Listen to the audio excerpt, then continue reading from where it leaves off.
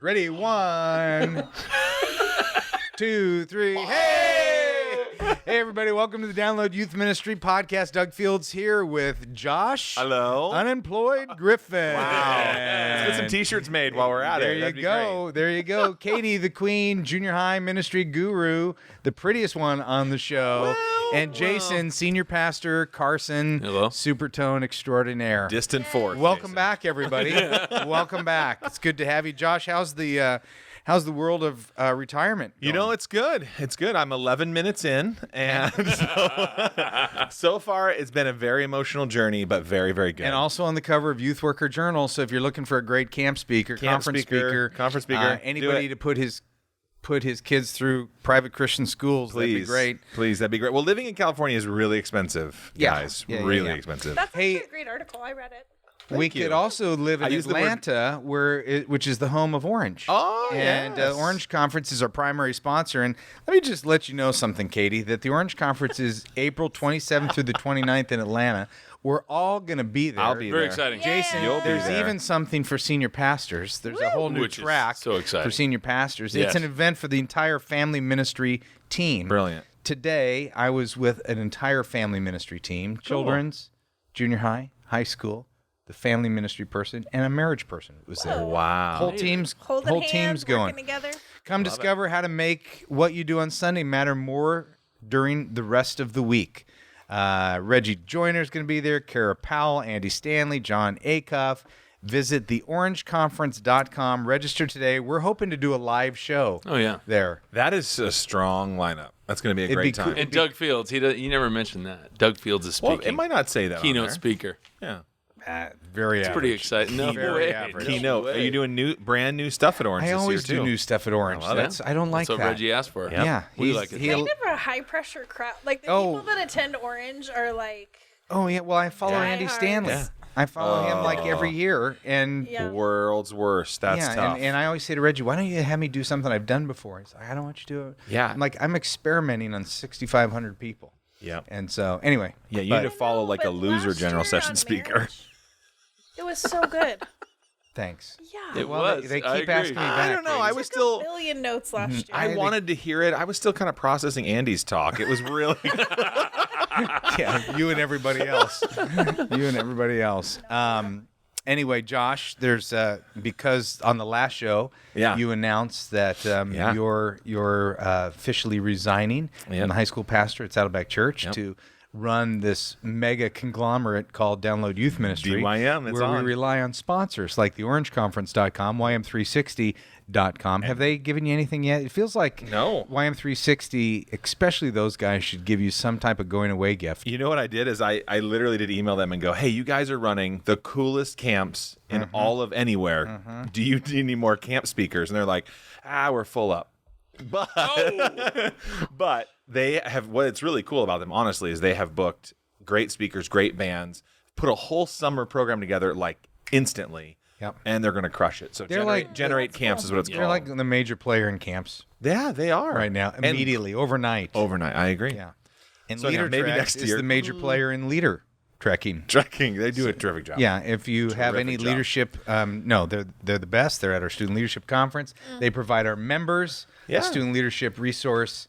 And you know what those leaders do? Those young leaders, they grow up and they go to Azusa Pacific University. That's right. That's what they do. Great education there. Our fourth sponsor. See how I slipped that in? Look at That's Elliot good. laughing. Again, He I want the approves. Elliot cam. Elliot just nods. He nods his approval like you got it in. Josh, this is from JD Miller. Hi, JD. It says, hey, DYM team, it's your faithful friend, JD from Kimberly City, Missouri. Now, speaking of faithful team, we have the DYM 100 at downloadyouthministry.com. If you haven't applied yet, just send us an email to be one of the 100 people. I think we're down to like 42 spots right now. September 24st, since the last show. How to fill it out online. Yeah, sorry. Why don't you fill it out for yourself? Time's running out. It's going hot. We can't hold spots forever. I know. Yeah. This is the hottest. It's the an hottest invitation. ticket Hottest ticket in youth ministry. in youth ministry. An Comes in invitation priority. only. Yeah. Invitation only. You can't sign up for it. You have to be invited. So can you nominate Send in somebody? your That'd be fanatic cool. video. They have to be a raving DYM person. So we'll know. We'll know. DYM fanatic. This show has easily become one of the highlights of my week. Like that. Wow. Like that. Might need to get a life. You're in. You're in, and Well, you're in, and he you're says, which means this show is awesome or my week is pretty sad. My question You're in. today is for Josh. You made a jaw-dropping announcement this week that you'll be leaving Saddleback soon Wow. to serve at DYM full-time. It's about time. I love to know a little bit more about the signs God showed you and the inner emotions and struggle it took to reach such a bittersweet decision.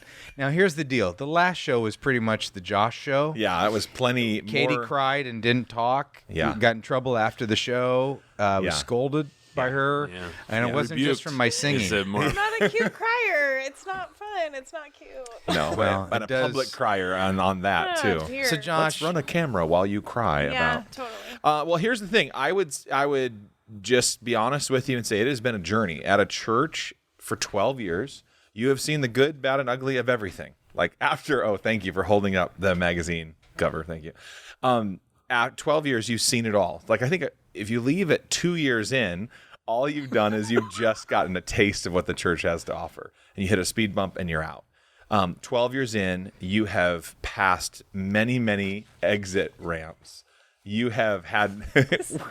That was gross. That was gross. You have had opportunities to go. You have ticked people off. You have been righteously angry about something. So there have been many times that I have thought about quitting, wanted to quit, been frustrated or upset or whatever. But it just hasn't been time. And I think if you're going to have longevity in youth ministry, you have to fight through some really difficult stuff. You have to have thick skin. You also have to let things roll off your back. I can't think of any more little pithy quotes than those. But I also think they're true. I also think that's reality. I would say this, it's been a process of several years and asking God going, boy, my heart is for this, but I don't feel released from our church. I wanted 20 years in youth ministry, and I think that is a noble, big goal. And so when we kind of, and also, I mean, there's so many factors, but part of it was my age. I was like, okay, and this was 2 years ago, 39, going, okay, 39 years old. Am I supposed to stay in youth ministry? And is that part of it? And it wasn't time, and stayed on for 2 solid more years of doing a very effective ministry. And so I would say it's just a complicated, swirling set of emotions and people and circumstances and timing. Like, I don't know that I have this, like, here's 3 ways it's time to leave.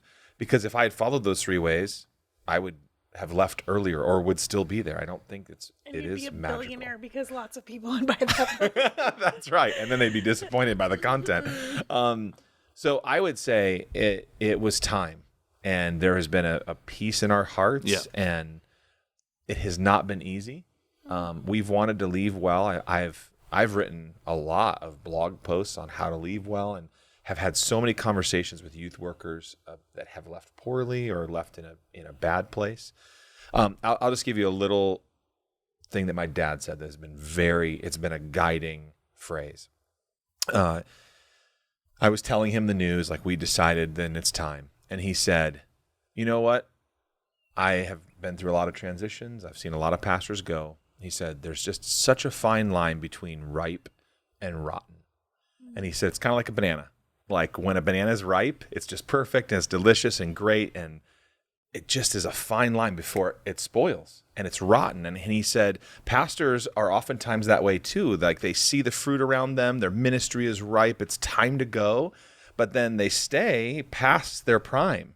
And there's this little moment where all of a sudden their heart gets rotten, or they ruin relationships, or they want to badmouth the church, I just loved that phrase of, like, Leave when you're ripe, not when you're rotten. What are you excited about with the future of DYM? Yeah. Well, to be honest, I've dived right into a couple of really exciting things. I think both of them are kind of top secret. DYM 100 is a really fun new event that we're going to do this fall. I think conferences are good and fine, and I love attending them, but I think we want to try speaking at them. Don't you love speaking at them? I love speaking at them. And if you're looking for Josh to speak or MC, JoshGriffin.com. It will be so fun to try something new, and I think that it is a conversation. It's hanging out. It's brainstorming. I don't know. I think the reality of DYM for you and me for the last 3 years of both of us kind of running it late at night, hiring great people to do it. We now get to spend more time together. Yeah. And it's been a hobby. We've called it experiment, and it's fun now to go, you know what? This is helping youth workers so much. Like the membership, which we spitballed on a whiteboard one day. And now so many churches and youth ministry are being helped by what we do. Yeah. And to be able to do that full time with 20 years in the trenches as well, I feel like this is a perfect opportunity. DYM's best days are ahead. And I would also say our high school ministry's best days are ahead. Yeah. Our junior high ministry is in great hands. Yeah. And my kids are in that junior high ministry. And they're heading into and I'm so thankful to be in a place where it's all succeeding really, really well. And God is totally blessing. Yeah. It's great. So that's great. Well, and I'm thinking it's about time you join me because I've been carrying this load all by myself. Here we are. He writes 1 or 2 blog posts a week and calls that partnership. It's my job. This is Jerry Varner. Jerry Varner says, what's the best way to lift a fellow youth pastor who's been discouraged? That was for you, Katie, because I know that you're taking this coffee, Starbucks card. That's how you lift him up. You're sad by it, but I'm excited for you guys because I know what this means, and I've seen it firsthand with friends and my family who are youth workers. Yeah. What DYM means to them and how it's advancing the kingdom and expanding the kingdom and in places you don't even know, and so I know that DYM is something special, and I think that's the only thing that makes it easy to release you to something that is expanding the kingdom as much as a youth ministry at a church is, which is really cool. That's awesome. So thank you. But yeah, it's hard. So what's the best way to lift a fellow youth pastor who's been discouraged? Cash. Yeah, I don't know. Like cash. Bi-weekly payment of some kind. I don't know. Send me some money. That would be great. That's funny. That was good. Every once in a while. No, it's good. It's nice to hear you talk. No, sorry. I'm just on the verge of tears all day. I think time. I mean, every youth worker is different, right? Every human's different in how they receive care. And so asking them is always a good thing because sometimes people don't want to spend time with you. They just want a nice card, or a great text or something like that. I think that sometimes the littlest things go a long way. A text late at night, I'm thinking about you, praying for you right now. Some of those things. Well, and I'm not a huge words guy. Like time I love gifts. But in this last month, I would say words have become more important to me than I ever realized. Mm-hmm. Like some of the things that have been said or notes that have been slid to me have been unbelievable, like highlights of my life. So I think the power of a word to a discouraged youth worker, and I'm in a good place, and they were so meaningful. And I'm like, man, boy, that will mean more than you ever know. Or cash. Yeah. Or cash. I like you know what I did for my wife's birthday a couple months ago is she hates attention. She doesn't want to have people sit around and talk about Tell me that stuff. You got her attention. I got her. No.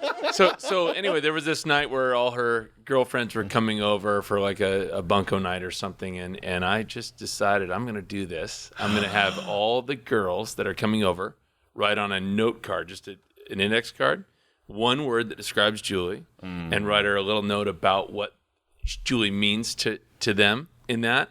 And then we were going to just secretly put it on the refrigerator and just leave it and not have her the same real attention. Quiet. And they did it. And I'm telling you, I was husband of the year that day. It went well. It went very well. And so I just think, so if you have that leader that maybe is just not the attention person or whatever, but if you could have people just, we used to do that for our leaders too. We would write their name in the middle. We would write Josh, and every leader on the team would write one word describing them, and we would frame it, and they would have this on their wall, and there would be like 40 words describing them, and it was so encouraging. We did that on a retreat once. That's great. It was powerful. So That's awesome. power of the word, strong. Rad. You should be a senior pastor. Thanks. Yeah. Hey, what our audience really doesn't know is that the chairman of his elder board is I was here. just gonna say, should we talk about him? Yeah. Yeah.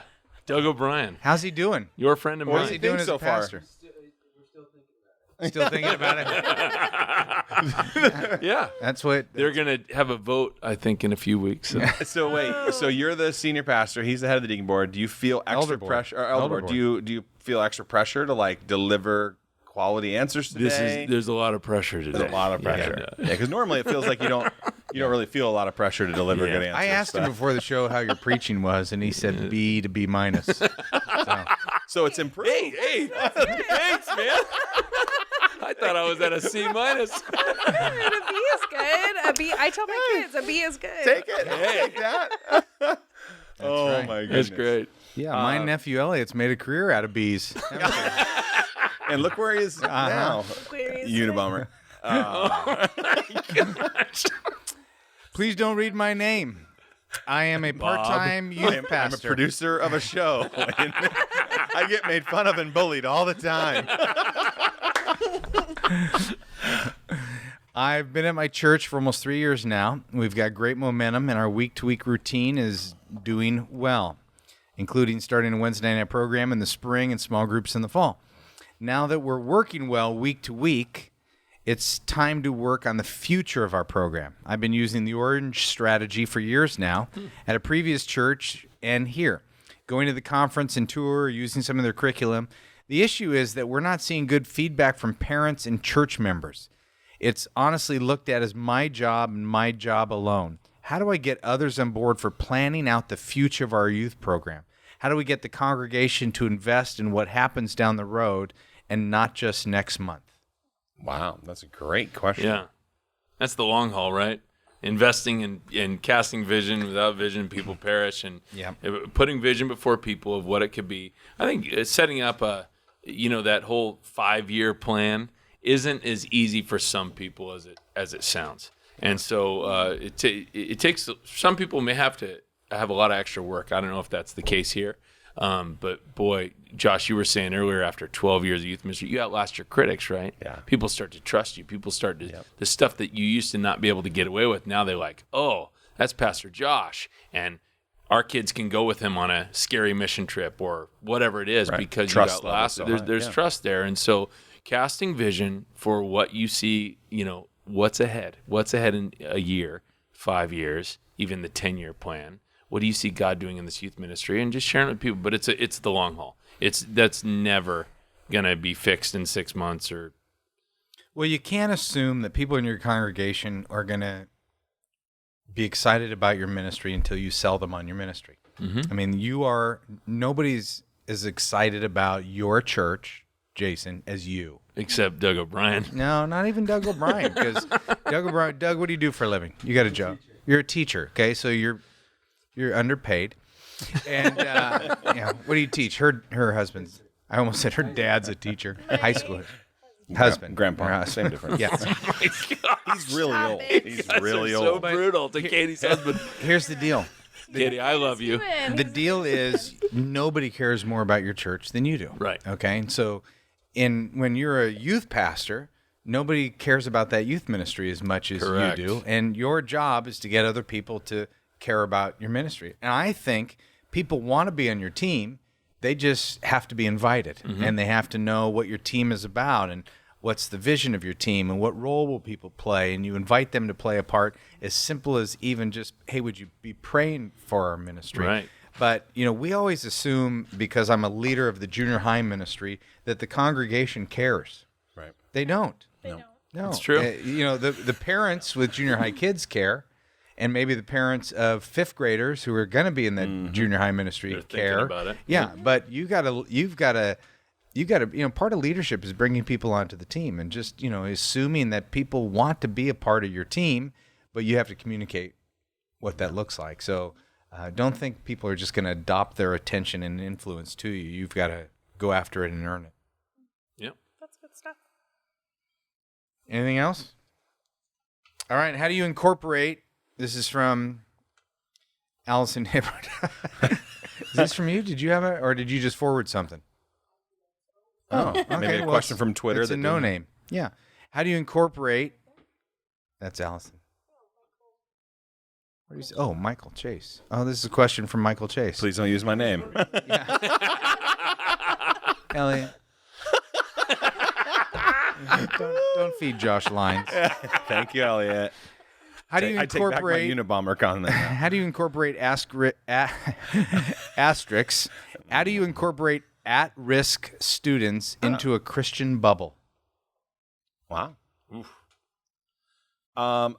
Should we ask the one person with blue hair in the room?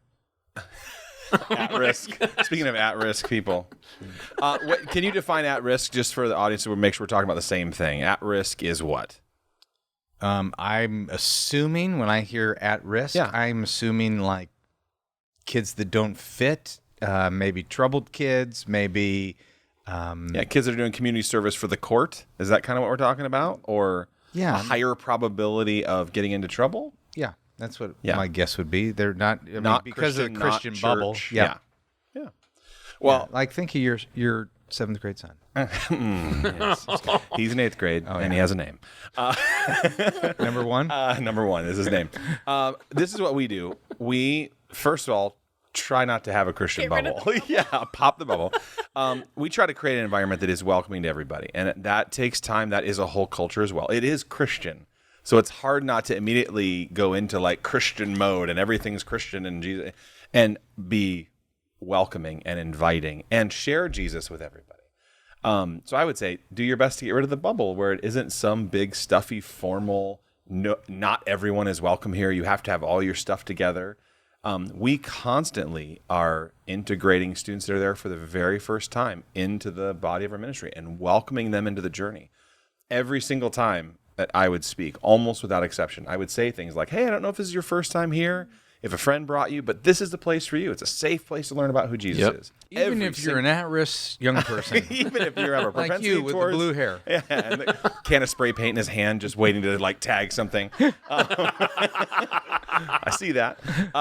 And we also have some people that are really good youth workers that kind of specialize in that. They like the rough around the edges kids. We have one guy, I won't talk about him specifically here, but he has a past. He has a history. Chip. And his name's Chip. And he does customer service for DYM now. We have a guy in our, he is so good because he's been there. He was a mess. And he riddled his life with all sorts of regrets and pains. You know what? He's a phenomenal youth worker. So if that parent comes in and is like, here's my son, and they've made some bad choices, I'm like, I know right who I'm going to connect him with. With Chip. I know right where they're going to go. So I have some people with my name. I have some people with a past that are willing to use it to minister to these guys in the present. I think the environment that you create. Whoa! Bless you. Excuse me. You have that was quiet. Pretty severe allergy. Now I hit the mute button. Now I'm crying, Katie. Josh, I'm so sad. You can book Josh at Stop making fun of me. My crying. At risk Atmosphere. I think that's really important. A lot of times students don't remember what you say, but they remember how you made them feel, right? We've said that before. And I have a student who just started coming and tough. He's been in multiple foster homes. He came out of juvenile hall about a couple of months ago. Stood in the back of our room in the corner, and we would just engage, how are you? It's good to see you. And, invite him in, and he would say, I don't want to sit down. I just want to stand right here. And then, kind of after a little bit of time, we got in a conversation, and he was like, okay, I'll sit down.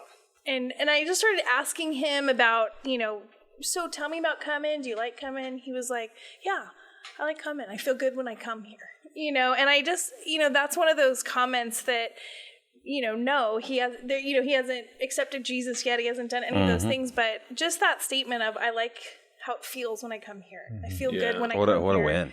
And awesome. And after a couple of months of just saying hi to him, lots of smiles, warmth, eye contact, even though he stood in the same spot in the corner of the room, slowly, he's begun to engage in what's happening. And so it's just been a really cool process to watch. And so I think just creating that environment that's the hands and feet of Jesus, that's warmth and eye contact and Jesus and loving. Well, seeking them out. I'm hearing that too. You're actively seeking You're this. You're going to them versus waiting for them to come to you, being outside of your room instead of waiting for them to come inside. I just think there's ways to, I don't think kids can turn down love. I really don't. And even the most at-risk kids that we've worked with or the toughest cases, they are still looking for love and healthy touch and eye contact and those types of things. And so in those ways, I think you can draw them into Jesus in really cool ways. So great.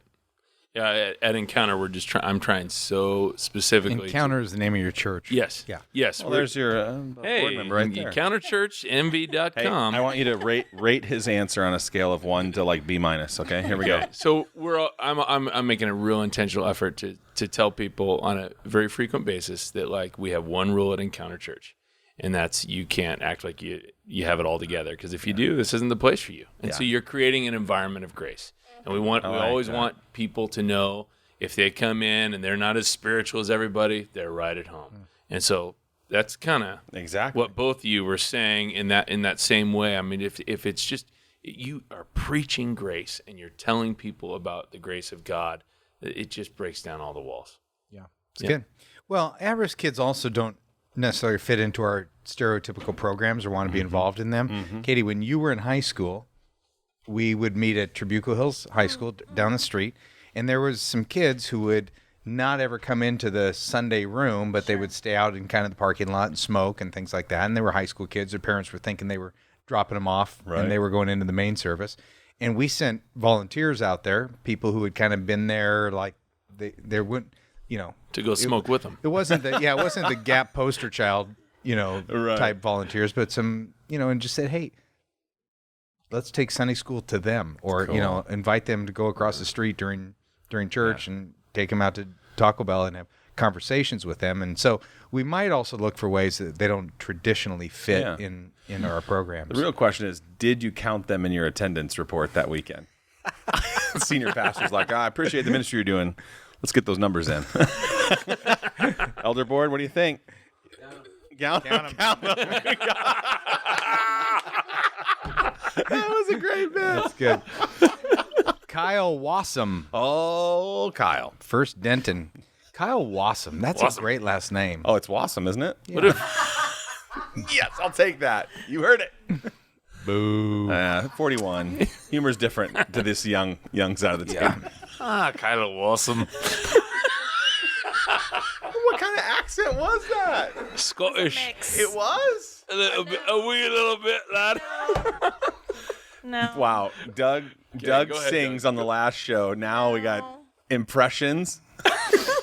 Send your questions to webshow at downloadyouthministry.com. That's webshow at downloadyouthministry.com. What are some creative and easy ways, Kyle Wassam wants to know, some creative and easy ways to implement to get parents more involved in your ministry? I like it. You don't want them involved. Why would you be asking this question? Josh. Build a ministry outside, and then say it supplements so you don't have to do anything with the home. Any other questions? Well, just in the last couple of weeks, we have released a bunch of products on Download Youth Ministry that are parent-specific related to that. So get some resources. I don't think there's anything quick and easy about anything related to ministry. So and I know, true. Kyle, that's not your intention for me to, exegete your sentence here. But That was fancy. Yeah, wow. Pinky's up. Google that, Elliot. But I think parent ministry is difficult. I think it's a multi-prong approach. I think you kind of imagine your ministry as a boat and parents are the ocean, and you are throwing a lot of hooks in the water on both sides of the boat, from parent texts to parent conversations to resourcing them to finding the been there type parents who have struggled before. It's a multi-prong approach, but anytime you're leaning in that direction. So this youth ministry that we're involved in right now, they went on a grow retreat this last weekend, and we had one of the leaders just gather the parents together before the retreat to pray with the parents. It's so simple, but what an easy win that was. And at the time of prayer, this leader wanted to just pray and okay, let's go now. Let's say goodbye to the kids.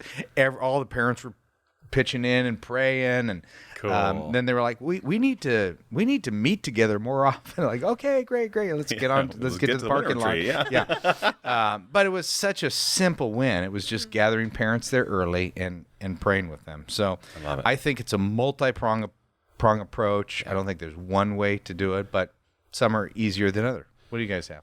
I would say parent ministry usually just chronologically comes later.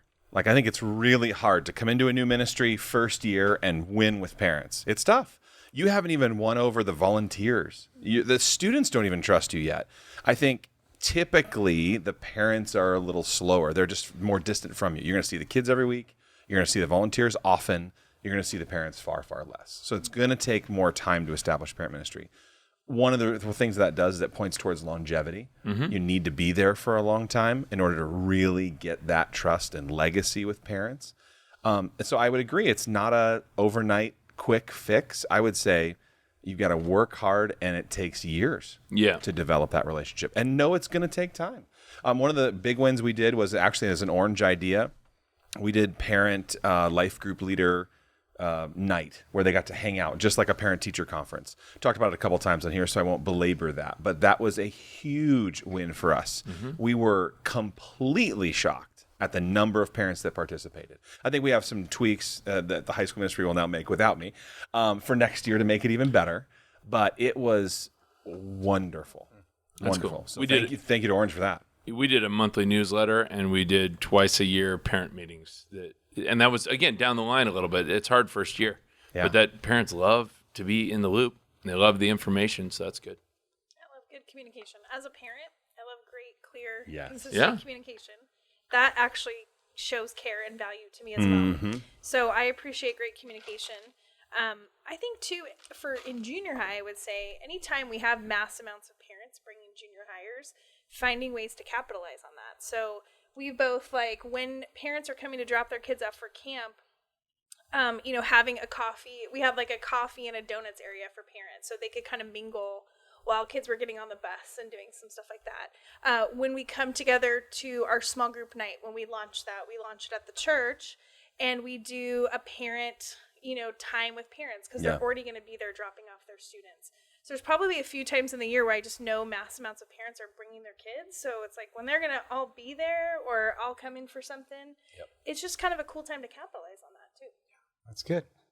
That's good. Good job. Terrific. Fun. Time's up. Jason and his elder. Yes. Elder Doug. Elder Doug. You need a name tag. Father Doug. Cool. Yeah, Elder Doug. They're going to a movie tonight. Oh, excellent. Right? Are they going to see God's Not Dead 2?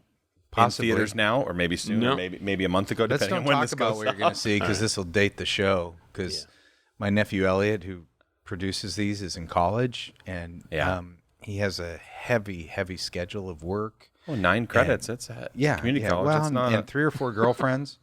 So he's very busy, and so he doesn't always. He always doesn't get the show up on time. I get it.